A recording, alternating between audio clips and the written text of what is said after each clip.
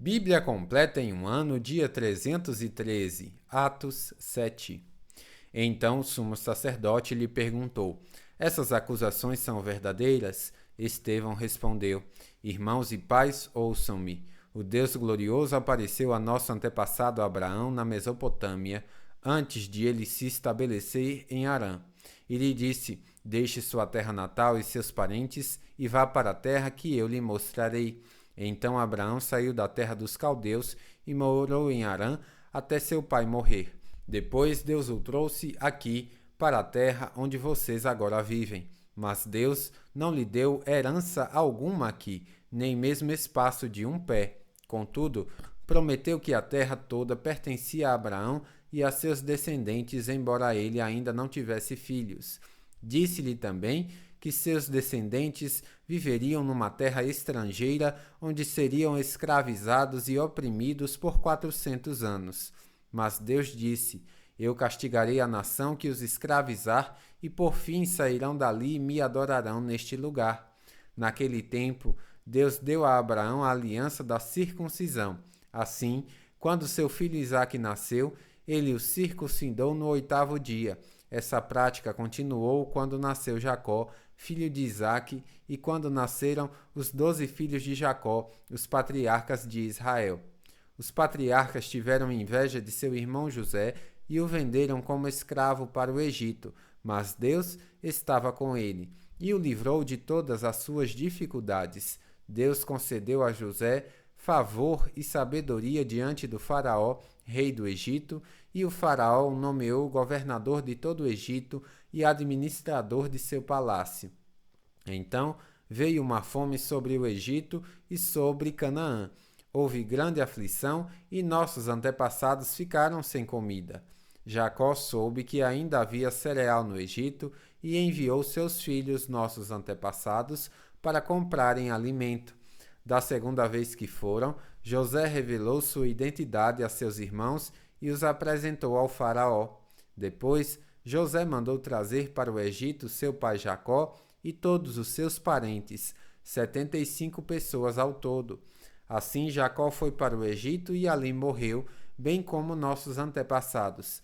Seus corpos foram levados para Siquém e sepultados no túmulo que Abraão havia comprado por certo preço dos filhos de Amor. Aproximando-se o tempo em que Deus cumpriria sua promessa a Abraão, nosso povo se multiplicou grandemente no Egito. Então subiu ao trono do Egito um novo rei que nada sabia a respeito de José. Esse rei explorou e oprimiu nosso povo, forçando os pais a abandonarem seus filhos recém-nascidos para que morressem. Por essa época, nasceu Moisés, um bebê especial aos olhos de Deus. Seus pais cuidaram dele em casa por 3 meses. Quando tiveram de abandoná-lo, a filha do faraó o adotou e o criou como seu próprio filho. Moisés foi educado em toda a sabedoria dos egípcios e era poderoso em palavras e ações. Certo dia, estando Moisés com 40 anos, resolveu visitar seus parentes, o povo de Israel. Ao ver um egípcio maltratando um israelita, defendeu o israelita e o vingou, matando o egípcio. Imaginou que seus irmãos israelitas entenderiam que ele havia sido enviado por Deus para resgatá-los, mas isso não aconteceu.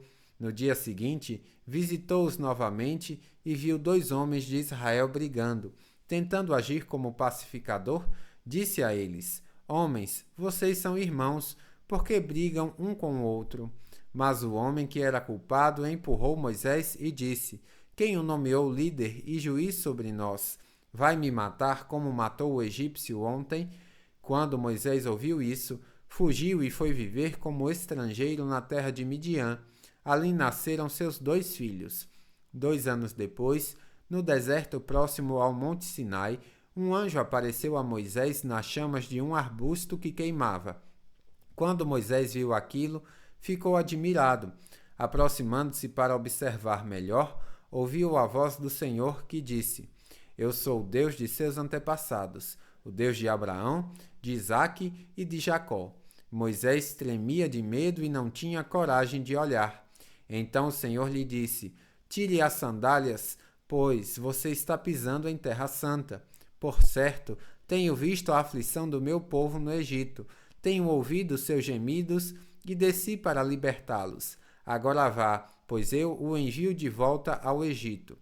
Era esse o mesmo Moisés que o povo havia rejeitado quando lhe perguntaram quem o nomeou líder e juiz. Por meio do anjo que apareceu a Moisés no arbusto em chamas, Deus o enviou para ser líder e libertador. Assim, com muitas maravilhas e sinais, ele os conduziu para fora do Egito, pelo Mar Vermelho e pelo deserto durante 40 anos.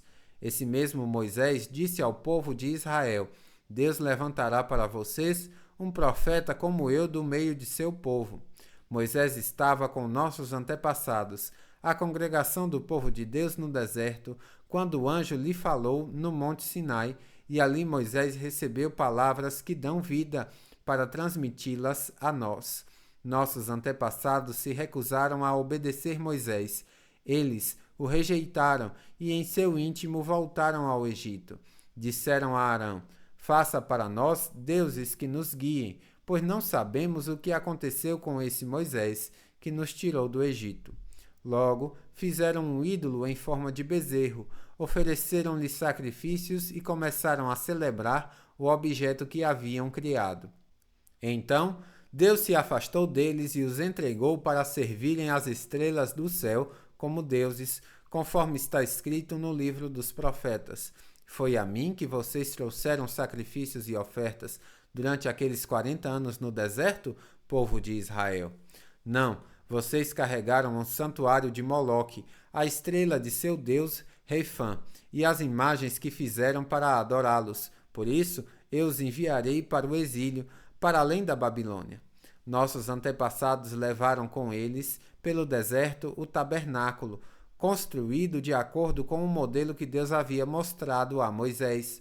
Anos depois, quando Josué comandou nossos antepassados nas batalhas contra as nações que Deus expulsou desta terra, foi levado com eles para seu novo território e ali ficou até o tempo do rei Davi. Davi encontrou favor diante de Deus e pediu para construir um templo permanente para o Deus de Jacó. Mas foi Salomão quem o construiu. O Altíssimo, porém, não habita em templos feitos por mãos humanas, como diz o profeta. O céu é meu trono e a terra é o suporte de meus pés. Acaso construíram para mim um templo assim tão bom? Diz o Senhor. Que lugar de descanso me poderiam fazer? Acaso não foram minhas mãos que criaram o céu e a terra? Povo teimoso, vocês têm o coração incircuncidado e são surdos para a verdade. Resistirão para sempre ao Espírito Santo? Foi o que seus antepassados fizeram, e vocês também o fazem. Que profeta seus antepassados não perseguiram? Mataram até aqueles que predisseram a vinda do justo, a quem vocês traíram e assassinaram. Vocês desobedeceram à lei de Deus, embora a tenham recebido das mãos de anjos. Os líderes judeus se enfureceram com a acusação de Estevão e rangiam os dentes contra ele. Mas Estevão, cheio do Espírito Santo, olhou firmemente para o céu e viu a glória de Deus, e viu Jesus em pé no lugar de honra à direita de Deus. Olhem, disse ele, vejo os céus abertos e o Filho do Homem em pé no lugar de honra à direita de Deus. Eles tamparam os ouvidos e aos gritos lançaram-se contra ele. Arrastaram-no para fora da cidade e começaram a apedrejá-lo. Seus acusadores tiraram os mantos e os deixaram aos pés de um jovem chamado Saulo. Enquanto atiravam as pedras, Estevão orou: Senhor, recebe o meu espírito. Então caiu de joelhos e gritou: Senhor, não os culpe por este pecado. E com isso adormeceu. Atos 8. E Saulo concordou inteiramente com a morte de Estevão. Uma grande onda de perseguição começou naquele dia e varreu a igreja de Jerusalém. Todos eles, com exceção dos apóstolos, foram dispersos pelas regiões da Judéia e de Samaria. Alguns homens devotos vieram e com grande tristeza sepultaram Estevão. Saulo, porém, procurava destruir a igreja ia de casa em casa, arrastava para fora homens e mulheres e os lançava na prisão. Os que haviam sido dispersos, porém, anunciavam as boas novas a respeito de Jesus por onde quer que fossem. Filipe foi para a cidade de Samaria e ali falou ao povo sobre o Cristo. Quando as multidões ouviram sua mensagem e viram os sinais que ele realizava, deram total atenção às suas palavras. Muitos espíritos impuros eram expulsos e, aos gritos, deixavam suas vítimas, e muitos paralíticos e aleijados eram curados. Por isso, houve grande alegria naquela cidade. Um homem chamado Simão praticava feitiçaria ali havia anos. Ele deixava o povo de Samaria admirado e afirmava ser alguém importante. Todos, dos mais simples aos mais importantes, se referiam a ele como o grande poder de Deus.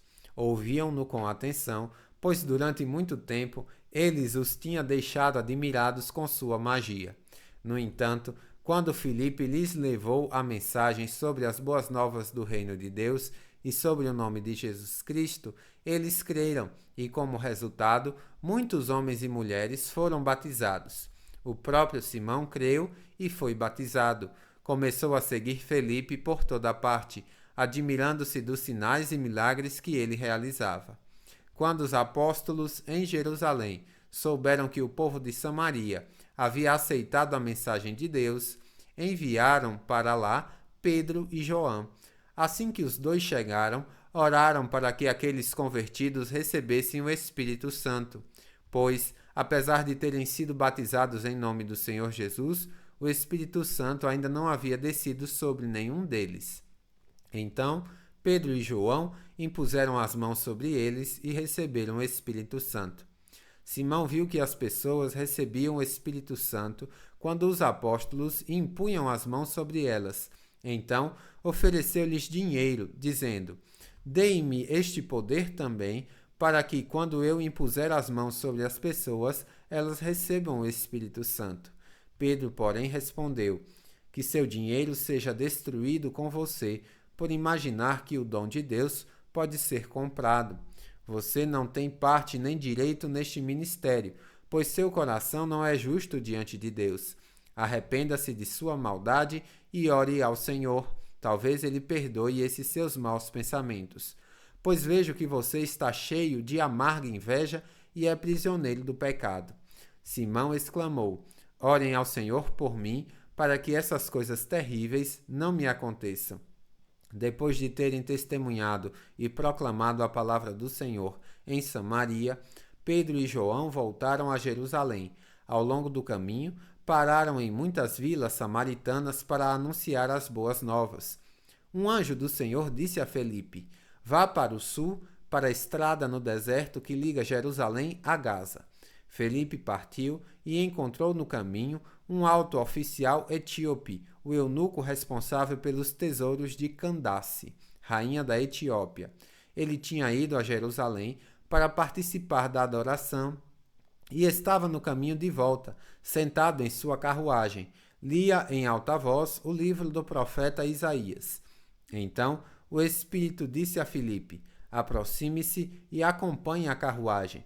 Filipe correu até a carruagem e, ouvindo que o homem lia o profeta Isaías, perguntou-lhe: "O senhor compreende o que lê?" O homem respondeu: "Como posso entender sem que alguém me explique?" E convidou Filipe a subir na carruagem e sentar-se ao seu lado. Era esta a passagem das Escrituras que ele estava lendo. Ele foi levado como ovelha para o matadouro, como cordeiro mudo diante dos tosqueadores, não abriu a boca. Foi humilhado e a justiça lhe foi negada. Quem pode falar de seus descendentes? Pois sua vida foi tirada na terra. O eunuco perguntou a Felipe: "Diga-me, o profeta estava falando de si mesmo ou de outro?" Então Filipe, começando com essa mesma passagem das Escrituras, anunciou-lhe as boas novas a respeito de Jesus.